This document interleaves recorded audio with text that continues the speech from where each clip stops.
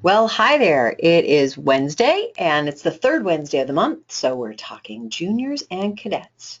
And this month, I am all about, um, what am I all about? Oh, I'm all about fantastic trips and taking fantastic trips with Girl Scouts, with kids. Let's get out there and see the world. And today it's absolutely gorgeous. I look out my window, and there is sunshine and green leaves and birds flying around, um, and I need to refill my bird feeder. I just came back from doing or not an online training. It was a very much not online training. Um, I did a low ropes course training yesterday so that I could facilitate that for other adults who want to be able to take girls on low ropes courses, specifically the one at Camp Pondicherry. And Elaine and I got to go to a training yesterday in Raymond that was lovely, great camp, lots of fun. We spent 2 days playing in the drizzle and rain and had a wonderful time and got lots of great ideas. So super exciting and super fun. But today, I want to talk about juniors and cadets, and really that might be a fantastic trip for juniors and cadets because typically they're ready for that level of adventure, that level of challenge. Some people actually refer to low ropes courses as challenge courses because um, they're not super high, so they're not super scary, but you're still off the ground with most of the elements and trying things that you haven't tried before. So it's a little challenging, but not terrifying. And that was good because I didn't need to be doing anything terrifying yesterday either. But I had a lot of fun and got some challenges for myself and picked up some challenges that I can provide for other people. And I think that's great. And really, it fits right into the outline that we're using for what makes a trip fantastic. What does make a trip fantastic? Think about trips you've gone on and what has made them just outstanding. And other trips, think about other trips you've gone on that have made and what's made them absolutely not outstanding. For me, one of the first things to think about is it within reach? And that's within reach a couple of different ways. Is it within reach financially? Is it something that we can afford to do? Because when you can't afford to do it, then at least someone is going to be stressing about the money. Is it something that we're prepared to do? Is it within reach with our abilities? So just like I wouldn't take a group of brownies to hike up Mount Katahdin, I might not take a group of cadets to hike up Mount Katahdin unless they were real hikers. I might not take a group of ambassadors or adults hiking up Mount Katahdin unless they were hikers and they'd prepared for it. So within reach might mean something that we're absolutely ready to do right now or something that we'll be ready to do with a little preparation, but we can see all of the steps. And it definitely makes it more fantastic. Um, just to go back with the within reach, we also don't want it to be too easy because too easy becomes boring, right? But within reach. Then expectations. Everyone's expectations are clear. Something that lots of grown-ups are really good at doing is telling kids, okay, we're going to go on this trip and I expect everybody to behave and I expect everybody to do this and I expect everybody to do that. And we don't necessarily hear from everybody else what their expectations are, or they may not understand our expectations. Last week when we were talking with the daisies and brownies, I talked about how sometimes with grown-ups we'll say, I expect everybody to be good. Well, what does be good mean? And doesn't it mean different things in different places? So if we're going to an outdoor adventure, like, for example, a low ropes course, one of my expectations is going to be that people loudly tell me if they've got a problem. I want to know if something's going wrong. But if we're going to a library or to a museum, I don't want anybody shouting at me across a room unless there's bleeding. And even then, there better not be bleeding in the museum. So, the expectations need to be really clear for everybody, and they're going to be related to the place. In fact, with expectations, we want to know what people's goals are for the outing. If we're taking a trip say we're taking a trip to a low ropes course because that's all that's on my mind right now. What's the goal with it? Is my goal for everybody to give each piece of equipment the try? And is that the goal of all the people who are there? Because maybe some of the kids who are participating or some of the grown-ups who are participating are very uncomfortable with that idea. So their goal might be to see it and to see people get on it and to try 3 of the 6 elements. And if they tell me that's their goal, then at least I can adjust my goal so I'm not pushing people into things that will make them feel uncomfortable, right? So I want to know what everybody's goals are for it. I also want to make sure that we're clear on behavior. What is the appropriate behavior for the place? What is my appropriate behavior for the place? Again, if I've got people who have trepidations about doing some of the activities, I need to be nicer. I need to be kinder and more understanding and ask those questions of, are you going to be okay doing this? Or how can I facilitate your doing this? How can I support you as you do this so that you have a happy experience and I feel like I've done what you need me to do? So I want to have a really open conversation about behavior, and I really want to have it not in the car on the way there, but a few weeks before, so we've had time to think about it.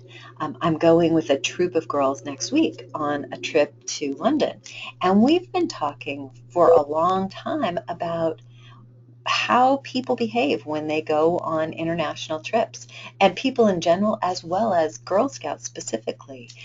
What's normal behavior? What's good behavior, good travel etiquette?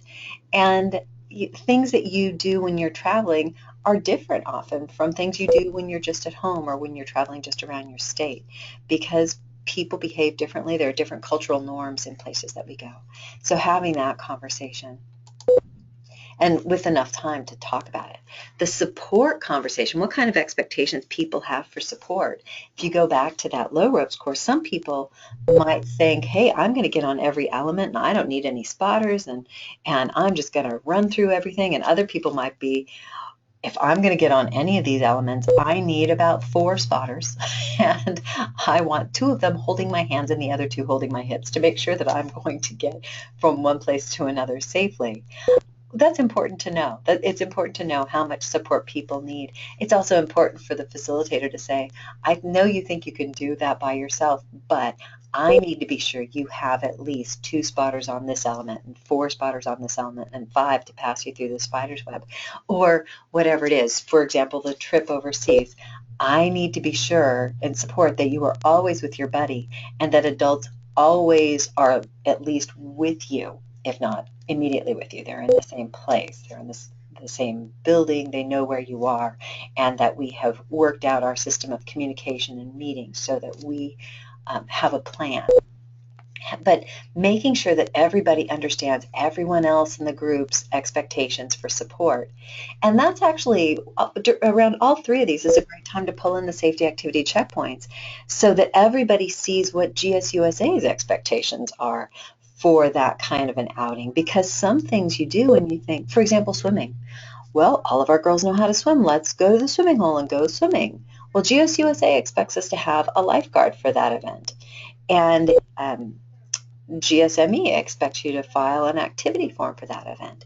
So the expectations sometimes will go beyond the immediate group going, but having that opportunity to talk about it, to do a little research, to check in with the safety activity checkpoints helps everybody feel good about the event from get to go.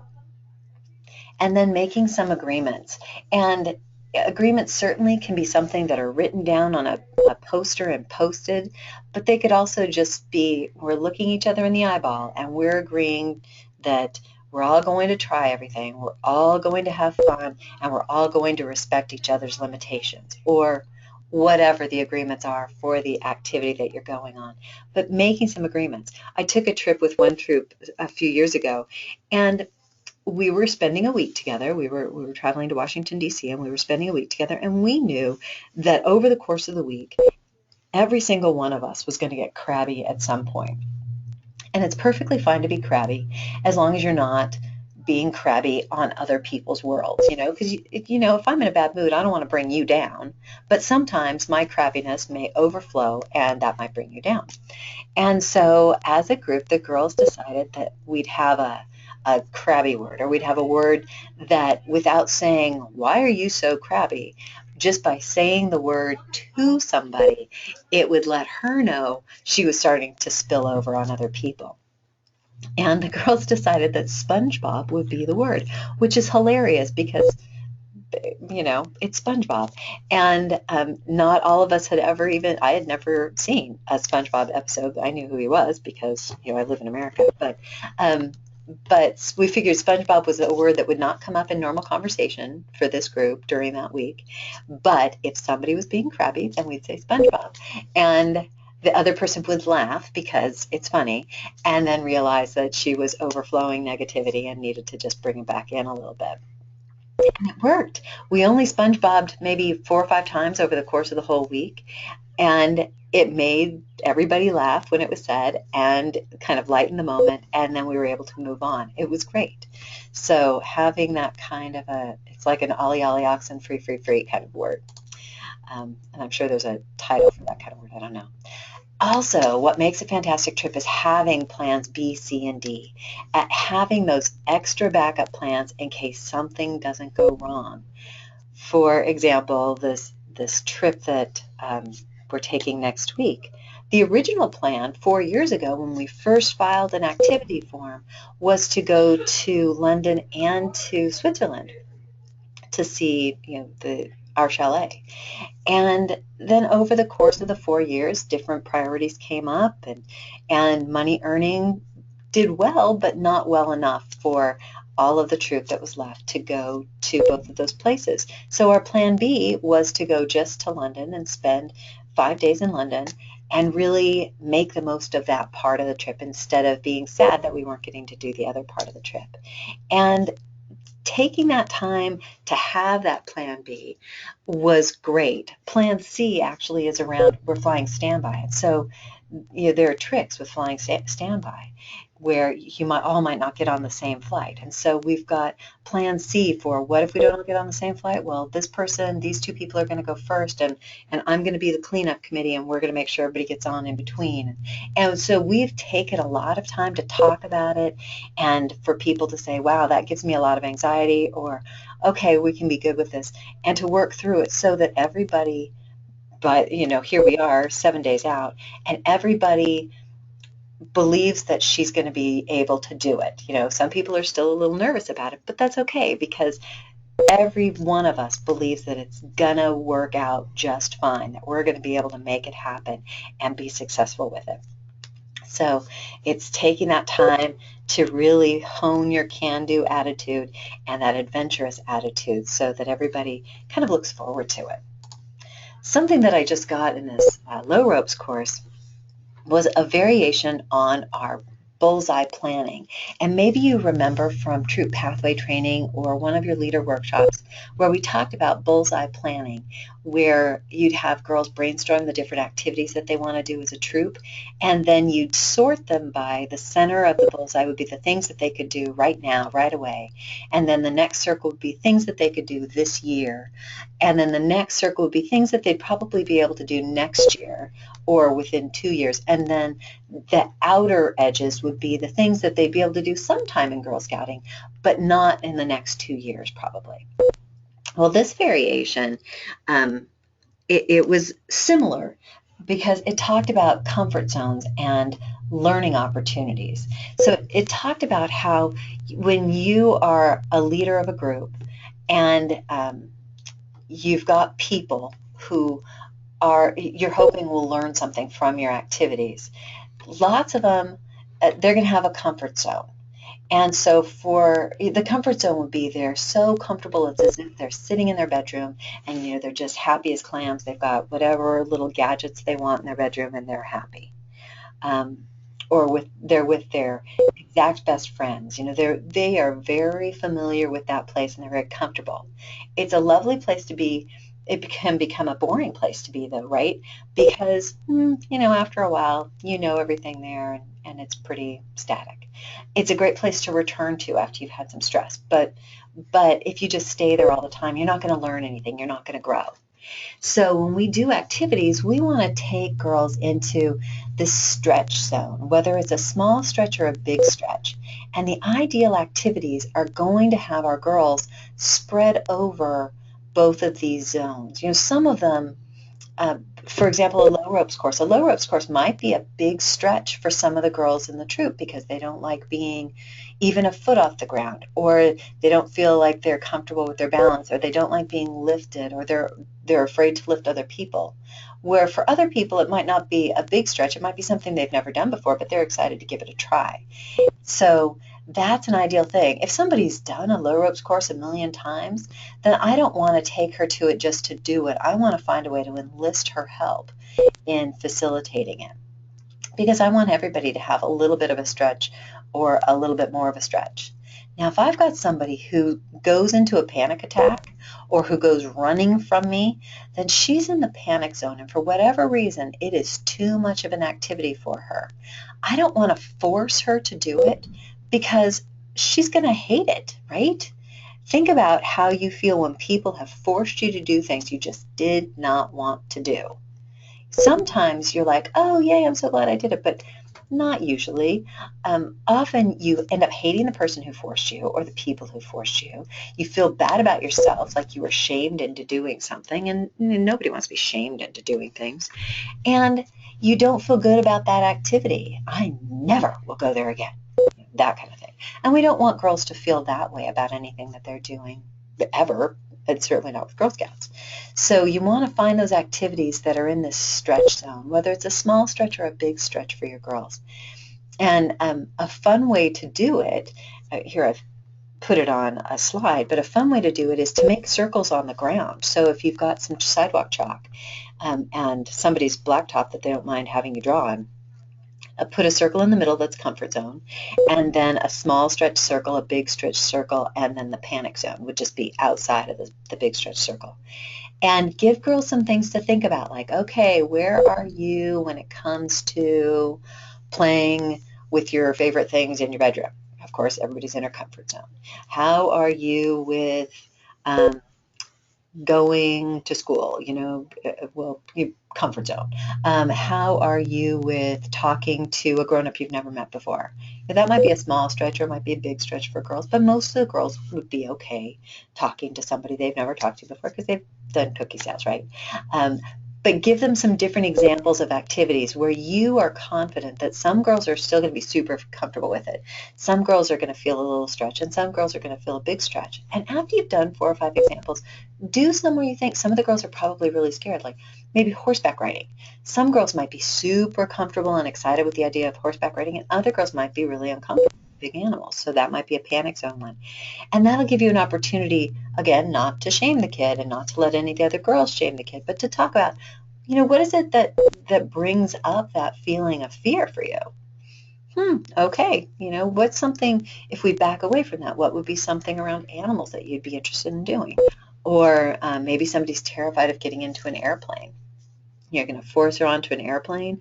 Well, maybe we can back out of that and take some trips to the airport. And knowing where people fall helps you help the girls plan a line of progression so that everybody falls into that small stretch area, big stretch area when you're doing the actual activity that they want to do. Nobody's in the panic zone, but nobody's just stuck in the comfort zone either, because that's when girls get bored, that's what happens. And when they go to the panic zone, sometimes they'll say, oh, I just don't want to do it. And they'll look bored, but in reality, they're terrified of doing the thing that everybody else wants to do. So that is what I've got on planning for fantastic trips for juniors and cadets.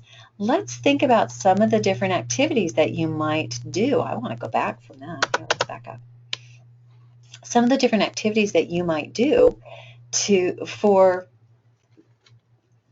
using my place words, some of the great activities that you might do with juniors and cadets that are fantastic trips. Going to camporee, if your service unit has a camporee, or if your region has some kind of an outdoor day, that's a fantastic trip for juniors and cadets. And if they've done that a lot, especially for cadets, inviting them to consider participating in planning a camporee It's such a great activity for them, and then it makes going to the camporee a completely different experience for them because they've had a hand in making it happen. Going a little bit further afield, so going out of Maine is a fantastic trip with Girl Scouts, but getting them involved in the planning of all of that, absolutely. If your juniors and cadets have never planned a trip for themselves, then let's start with a close to home one, and instead of your planning it or your co-leaders planning it, have the girls plan all of the steps. So as a group, and so backing out of that, don't just hand them a piece of paper and say, okay, plan it. But instead, you become the facilitator and say, okay, what do we have to do? If we want to plan a trip to Portland, maybe we want to go to the Victoria Mansion and have tea at the Victoria Mansion. Let's plan that trip. And what do we have to do to plan it? Some girls are going to have planned some things, so they'll have an idea. Your own daughters will have some idea because they'll have watched you plan things. So have them brainstorm the steps in planning something. And then when they leave stuff out, you can remind them, oh, remember, we've got to have permission slips. Hey, how would you guys like to try taking the bus? When we go to Portland, we could do the tea, and then we could walk over to the bus station and take the bus out to the mall and have that experience of going on a bus. Or maybe we could start at the mall, park our cars there, take the bus to Victoria Mansion, do the tea, and then go back to the mall, and then we don't have to worry about paying for parking. So you can help with giving them ideas, but really give them the lion's share of planning. Okay, who's going to call the bus station to see if we can get discounted passes? And when you say who's going to call, she could call right there in front of your whole group. In fact, you could help her figure out what she's going to say, and then with all of you sitting around, she calls and talks, and if she needs coaching, you're all there to coach. So make the planning process fun so that the girls take ownership of that too. It's kind of like when you have your kids plant vegetables in the garden because they don't like to eat vegetables, but then suddenly when they've grown them for themselves, they're the most delicious things ever. It's the same kind of thing with planning outings or any activities with your girls. The things that they plan, they love. People tend to support the things that they themselves create. And this is a perfect opportunity for them to take on some of that responsibility. If once they've planned a trip to somewhere that's sort of within reach, that within reach thing, maybe then they want to plan a trip a little further out. Maybe they want to go to Quebec or to Boston or just further in Maine. If you're way up in the county, coming down to Portland might be the more of a stretch trip because it's further and you have to arrange more things. So maybe Bangor would have been your first trip, and then Portland's going to be your next trip. And then Boston's going to be your next trip. Or maybe if you live in southern Maine, going to the Allagash is going to be a stretch trip because it involves more outdoor activities and you're going to have to get a little more training and make sure that you know where the level 4 or lower whitewater stuff is so that you are within safety activity checkpoints. Remember, pull out those safety activity checkpoints because those documents belong to the girls to help them plan fantastic trips. And then give yourself time. We've always asked you to put in the activity form 2 weeks, a month, 6 months before. Give yourself as much time as the troop is going to need. If your troop needs 6 months to plan a day trip, put it in 6 months ahead of time to plan that day trip and have the girls fill it out. Have the girls think about the different steps that GSME is interested in knowing, that GSUSA wants you to be sure you've covered, so that everybody's involved in thinking it through and really planning it so that everybody's ready to have a good time. And don't forget those plans B, C, and D. What are we going to do if? And what if this other thing happens? Because that kind of thing prepares girls not only for that event, but it prepares them for the future to be that ready, flexible. My son was in karate, and they would have him stand in horse stance, and the hilarious thing is I'm doing that now, which you can't see, but stand in horse stance with their hands at the ready, so that they were ready for whatever came on. If somebody were to come at them, they would easily be able to block. If they needed to run, they'd be ready to jump off and run. If they needed to just jump out of the way, they were ready to jump out of the way because they had their knees slightly flexed and they were paying attention. And isn't that what preparing for a trip is about? Having those knees flexed so that you're ready to move and paying attention to what's going on around you so that you make good choices. So Take those trips. Get those girls involved in planning their own trips and participate with them, because isn't that half the fun of being a volunteer? Sharing your great ideas, hearing their great ideas, and then bringing them all together so you have this wonderful amalgam that's better than anything that any one of you ever would have planned. And if you have questions about trips, please don't hesitate to call. You can give me a jingle, email me at dwalkerelders@gsmaine.org, or your membership manager. Reach out. Certainly within your service unit, there are probably people who've traveled too, and then take pictures and share them on the GSME Volunteer Swap. We're all excited to see what everybody's doing. I hope you're having a great day. Thanks for joining us. Thanks for doing what you do, and we'll talk to you next week. Bye.